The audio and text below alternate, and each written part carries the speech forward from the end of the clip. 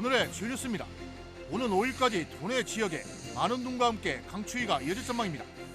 전주 기상지청은 오늘 오후부터 5일까지 서해안과 남부, 북부 내륙에 최고 25cm 이상의 눈이 내릴 것으로 예보했습니다. 또 내일 아침 최저 기온은 영하 13도의 한파가 이어질 전망입니다. 일상 근로자의 급여 소득이 전국은 물론 도내 평균에도 미치지 못하고 있습니다.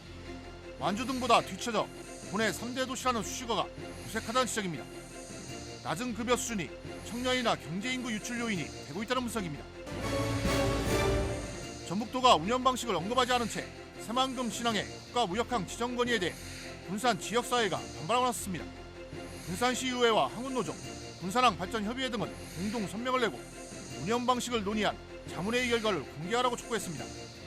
군산은 새만금 신항의 운영 체계를 군산항과 연계한 원포트 방식을, 김제는 투포트 방식을 각각 요구하고 있습니다.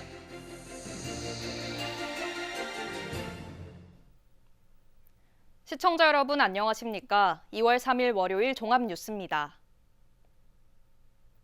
5일까지 도내 지역에 많은 눈과 함께 강추위가 이어질 전망입니다. 전주기상지청은 오늘 오후부터 5일까지 서해안과 남부 북부 내륙에 5에서 20cm, 많은 곳은 25cm 이상의 눈이 내릴 것으로 예보했습니다. 또 내일 아침 최저 기온은 영하 13도의 한파가 이어질 전망입니다. 한편 익산은 한파주의보가 발효됐고 군산은 강풍주의보가 내려졌습니다. 익산 근로자의 급여 소득이 전국은 물론 도내 평균에도 미치지 못하고 있습니다. 완주 등에도 밀리면서 도내 3대 도시라는 수식어가 무색하다는 지적인데요. 낮은 급여 수준이 청년이나 경제인구 유출 요인으로 작용하고 있다는 분석입니다. 최정호 기자입니다.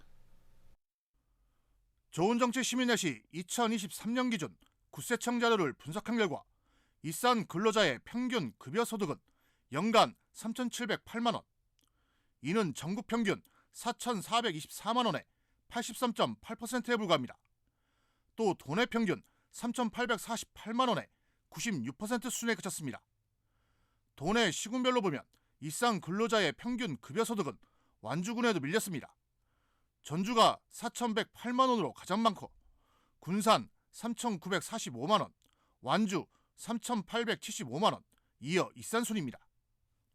일자리가 부족할 뿐만 아니라 임금 수준만 비교를 하더라도 저임금 사업장이 대부분이라고 하는 것을 그대로 평가가 되기 때문에 원천 징수지를 기준으로 사업장 평균 급여액을 살펴보면 상황은 더 좋지 않습니다.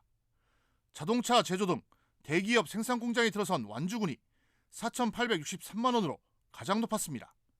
이어 군산 3,738만 원, 전주 3,726만 원, 김제 3,618만 원, 임실 3,607만 원입니다. 익산은 3,597만 원으로 도내에서 7번째에 그쳤습니다. 그만큼 익산 사업장은 영세하다는 것을 의미하고 지역에 뿌리내릴 수 있는 양질의 일자리가 부족한 것으로 분석됩니다. 최근 4년 새 익산시 인구는 5.1%가 줄었고 인구 허리층인 30에서 49세까지가 가장 많습니다. 또 익산에 주소를 두고 있어도 타 지역 사업장에 취업한 경제활동 인구는 11,214명에 달했습니다.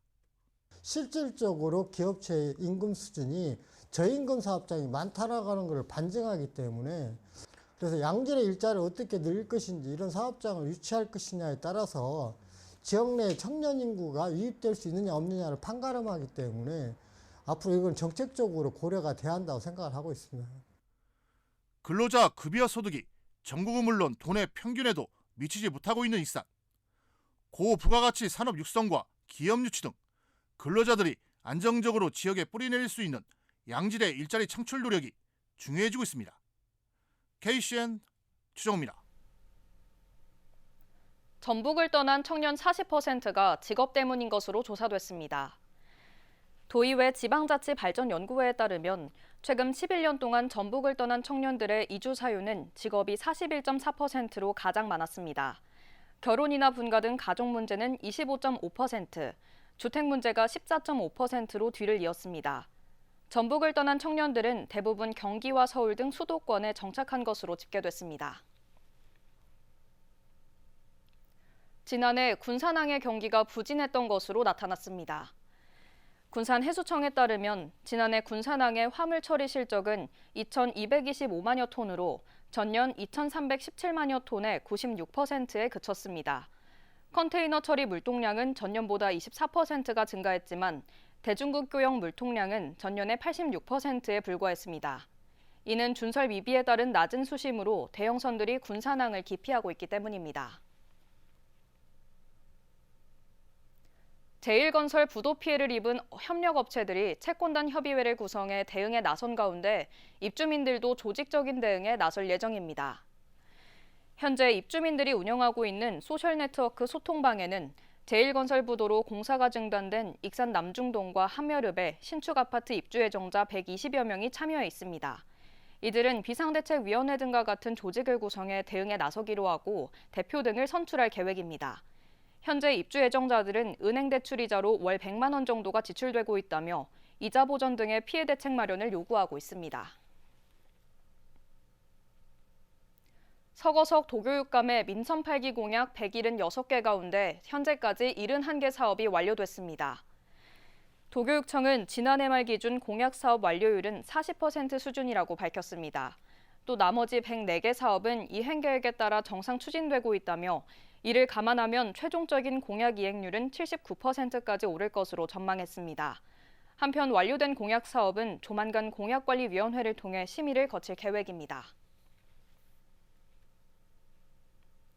군산시가 이장과 통장 임명과 관련해 투명성과 공정성을 강화하는 방안을 추진합니다.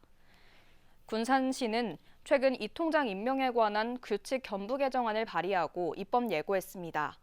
개정안에는 이 통장 모집은 25세 이상 주민을 대상으로 공개 모집하며 금고 이상의 실형 선고 확정 후 3년이 지나지 않았거나 선고 유예 중인 경우 이 통장을 할 수 없도록 했습니다. 시가 이 같은 개정안을 마련하고 나선 데는 그동안 이 통장 임명 기준이 명확하지 않아 논란이 잇따랐기 때문입니다. 김관영 도지사가 이번 주에 군산과 익산을 찾게 됩니다. 김 지사는 도내 시군 방문 일정을 소화하게 되며 내일 군산을 찾습니다. 군산은 새만금 관할권 문제를 겪고 있고 새만금 특별지자체 추진 등의 부정적인 입장이어서 김 지사가 어떤 해법을 제시할지 주목됩니다. 또 익산은 오는 6일 방문하며 기존에 제시했던 익산의 제2혁신도시 조성이 불확실한 상황에서 어떤 지역 발전 전략을 내세울지 주목됩니다. 전북도가 운영 방식을 언급하지 않은 채 새만금 신항의 국가무역항 지정 건의에 대해 군산 지역 사회가 반발하고 나섰습니다. 군산시의회와 항운노조, 군산항 발전협의회 등은 공동 성명을 내고 운영 방식을 논의한 자문회의 결과를 공개하라고 촉구했는데요. 군산은 새만금 신항의 운영 체계를 군산항과 연계한 원포트 방식을, 김제는 투포트 방식을 각각 요구하고 있습니다. 모형숙 기자입니다. 올해 말 2개 선석이 완공되는 새만금 신항. 전북도는 지난해 8월 해양수산부 장관에게 국가무역항 지정을 요구했습니다. 무역항으로 지정해야 운영 주체와 방식 등을 결정할 수 있고 내년 정상 개항이 가능하기 때문입니다. 하지만 전북도가 신항과 군산항을 통합할지 따로 분리할지에 대한 회의 결과를 공개하지 않으면서 논란이 일고 있습니다. 군산시는 신항과 군산항을 통합 관리하는 원포트 체계를, 김제시는 신규항만으로 운영하는 투포트 지정을 요구하고 있는 상황. 이렇게 신항이 그쪽에서 생기다 보면 저희 그 군산항에 지금 물동량이 아마 그쪽으로 5만 톤급 이상들은 다 그쪽으로 배가 다 그쪽으로 몰릴 건데, 그러면 여기는 계속 낙후되고 여기는 계속 도태되는 항이 될 수 있어서. 항만 운영 방식을 놓고 군산과 김제의 분쟁이 지속되자 전북도는 해수부에 요청하기 이전인 지난해 7월 전문가 자문위원회를 구성했습니다. 공정성을 위해 자문위에서 나온 결과를 해수부에 전달하겠다는 것. 하지만 전북도는 자문위 회의 내용은 빠진 채 무역항 지정 검토만 요청하면서 회의 결과를 공개하라는 목소리가 커지고 있습니다. 군산시의회 새만금 특별위원회와 군산항 발전협의회, 서부항운노조는 공동성명을 내고 김관영 지사가 자문위원회의 의견을 해수부에 전달하겠다는 공언과 달리 중립적 입장만 전했다고 비판했습니다. 당장이라도 도지사가 이런 오해와 이런 갈등을 조정하려면 명백하게 자문위원단에서 내놓은 의견을 우리 도민과 시민들 앞에 공개하고 당당하게 자문위원단의 의견을 그대로 해수부에 제출해야 맞는 거 아니에요? 이에 대해 전북도는 무역항 지정이 먼저라며 자문위 회의 결과는 참고사항일 뿐이라고 설명했습니다. 그 무역항 지정 절차를 신속하게 좀 빨리 진행을 시켜줬으면 좋겠다 하는 의도로 중립적인 의견으로 그렇게 답변을 했었고요. 무역항 지정 방식을 놓고 대립각을 세우는 군산과 김제. 논란이 커지고 있습니다. KCN 모영숙입니다. 김제 산란계 농장에 이어 부안 오리농장에서 검출된 조류 인플루엔자 항원이 고병원성으로 확인됐습니다. 전북도는 지난달 31일 김제 산란계 농장에서 검출된 항원이 고병원성으로 확진돼 사육 중인 닭 8만 5천 마리를 살처분했습니다. 또 지난 1일 부안 유경 오리농장에서 고병원성 조류 인플루엔자가 확진돼 오리 2만 7천여 마리를 살처분했습니다. 이번 겨울 들어 도내에서 김제는 8번째, 부안은 9번째입니다. 경찰이 10대 의붓아들을 폭행해 숨지게 한 혐의를 받고 있는 계부에 대해 구속영장 재신청을 검토하고 있습니다. 전북경찰청은 지난 1일 계부인 30대 남성에 대해 아동학대치사 혐의를 적용해 법원에 구속영장을 신청했지만 증거인멸 및 도주 우려 없음 등을 이유로 기각됐습니다. 이에 따라 보강수사 등을 거쳐 영장을 다시 신청한다는 계획입니다. 익산에 거주하는 이 남성은 지난달 31일 의붓아들의 상태가 이상하다며 병원을 찾았고 의료진이 학대 정황을 발견해 신고하면서 경찰에 긴급 체포됐습니다. 전북의 교통문화가 개선된 것으로 나타났습니다. 국토교통부가 발표한 지난해 기준 교통문화지수 평가 결과를 보면 전북은 82.02점을 기록했습니다. 이는 1년 전에 비해 1.8점 상승했습니다. 전북의 교통문화지수는 전국 17개 시도 가운데 7번째로 높았습니다. 한편 이 지수는 횡단보도 정지선 준수율과 안전띠 착용률, 운전 행태, 교통안전 노력 등을 평가합니다. 설 연휴 기간 군산을 찾은 방문객이 기상 악화에도 불구하고 지난해보다 늘어난 것으로 나타났습니다. 군산시에 따르면 지난달 25일부터 30일까지 군산을 찾은 방문객은 32,178명으로 전년보다 1,692명이 늘었습니다. 관광지별로는 경암 철길마을이 14,751명으로 가장 많이 방문했고 초원사진관은 9,608명으로 뒤를 이었습니다. 반면 바닷길 귀성객은 1,757명으로 전년 3,364명보다 절반가량 감소했습니다. 익산 지역 영세농민은 소형 농기계를 구입할 때 비용 지원을 받을 수 있습니다. 익산시는 영농 경력 3년 이상, 경지 소유 면적 5헥타르 미만의 영세농민을 대상으로 거주지 행정복지센터를 통해 신청 접수를 받습니다. 500만 원을 넘지 않는 소형 농기계를 구입할 때 최대 160만 원까지 지원받을 수 있습니다. 소비자에게 주변보다 싼 값의 상품을 파는 착한 가격업소가 군산에 45곳인 것으로 나타났습니다. 전북도에 따르면 도내 14개 시군 착한 가격업소 414곳 가운데 군산은 45곳으로 파악됐습니다. 이 가운데 한식 34곳을 포함해 외식업 38곳과 개인 서비스업 7곳 등입니다. 착한 가격 업소는 지난 2011년 행안부의 관리 지침에 따라 도입된 제도로 도는 그동안 각 업체에 85만 원을 지원해왔습니다. 계속해서 전북권 뉴스입니다.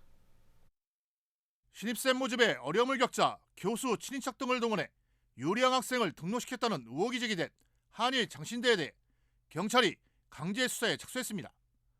전북경찰청 반부패 경제범죄수사에는 완주군에 있는 한일 장신대 총장실을 압수수색했습니다. 대학 노조는 충원율을 충족시키기 위해 가짜 학생을 동원했다는 의혹을 제기했지만 배성찬 한일 장신대 총장은 사실과 다른 내용을 왜곡하는 것이라며 반박했습니다. 순천에서 아버지를 흉기로 찌른 뒤 자가용을 타고 달아나던 20대가 정읍에서 붙잡혔습니다. 정읍경찰서는 정읍시 농소동 호남고속도로 정읍 나돌목에서 A씨를 긴급 체포했다고 밝혔습니다. 경찰은 피의자가 고속도로로 이동 중이라는 내용을 전달받고 나들목 주변에 경찰관을 배치했다며 구체적인 사건 경위를 조사할 예정이라고 말했습니다. 생활고에 시달리다 지적장애를 앓는 초등학생 아들을 살해한 친모가 첫 재판에서 공소 사실을 모두 인정했습니다. 전주지법은 살인 혐의로 기소된 A씨에 대한 첫 공판을 열었습니다. 변호인은 피고인은 아들을 죽였다는 죄책감에 정신적 고통을 겪고 있다며 엄마로서 많은 반성을 하고 있다고 말했습니다. 이어 피고인을 선처해달라며 가족들의 탄원서를 제출했다면서 양형 조사를 희망한다는 뜻을 밝혔습니다. 조사 결과 피고인은 빚 독촉에 시달리다가 최근 직장에서까지 해고돼 살 길이 막막해져 범행을 마음먹은 것으로 드러났습니다. 지금까지 전북권 뉴스 최정우입니다. 전북 사랑의 온도탑이 지난해에 이어 올해도 목표 달성에 실패했습니다. 전북사회복지 공동모금회에 따르면 지난해 12월부터 2개월간 도민 33,800여 명이 기부에 참여해 사랑의 온도탑은 86.8도를 기록했습니다. 성금은 100억 7,900만 원이 모였습니다. 기부의 과반을 차지하는 개인 비중은 지난해 55.4%에서 올해는 2.3%포인트가 증가했습니다. 아흔을 눈앞에 둔 할머니가 노인 일자리 사업에서 모은 100만 원을 기부해 눈길을 끌고 있습니다.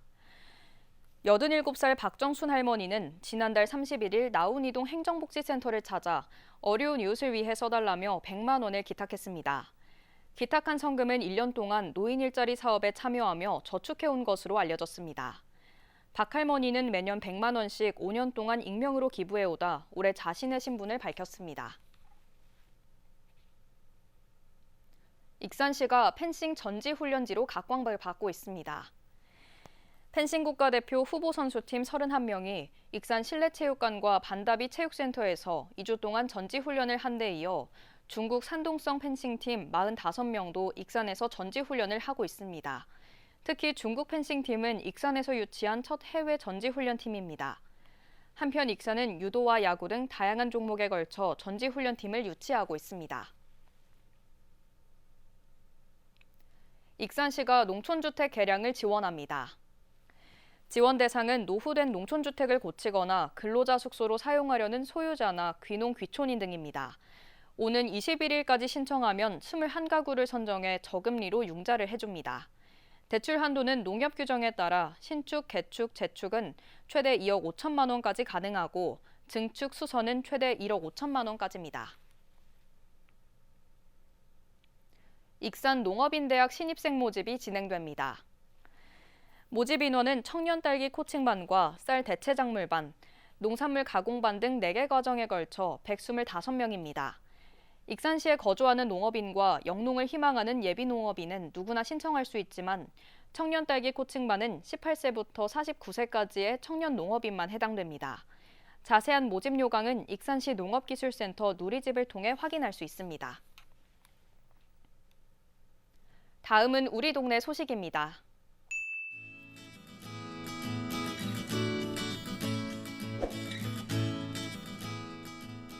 익산시 소셜미디어 기자단 10기가 시민의 눈높이에서 지역의 매력을 전파하는 활동을 시작한다고 밝혔습니다.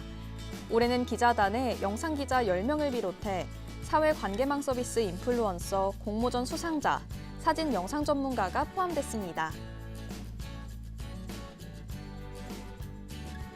군산시립도서관은 인문학 특강의 시작으로 트렌드 코리아 2025의 저자인 한다혜 작가를 초청했습니다. 소비 트렌드로 바라보는 2025 대한민국이라는 주제로 강연을 진행하며 시민들에게 최신 지식 정보와 분석 능력을 전수하겠다고 말했습니다.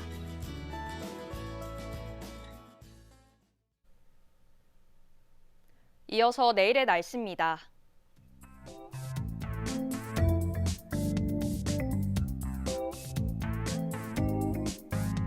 내일 전북은 대체로 흐린 가운데 바람이 강하게 불어 기온이 큰 폭으로 떨어지겠습니다.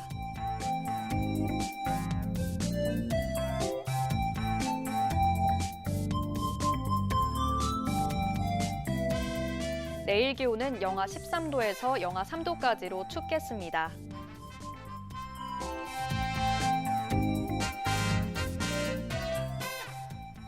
내일 군산은 대체로 흐린 가운데 최저 기온 영하 8도까지 내려가겠습니다.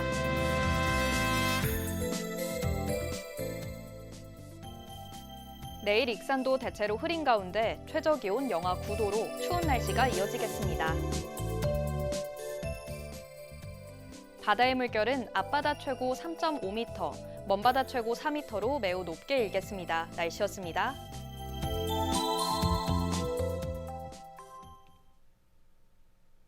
이상으로 KCN 종합뉴스를 마칩니다. 정확한 보도로 늘 함께하겠습니다. 시청해주신 여러분 고맙습니다.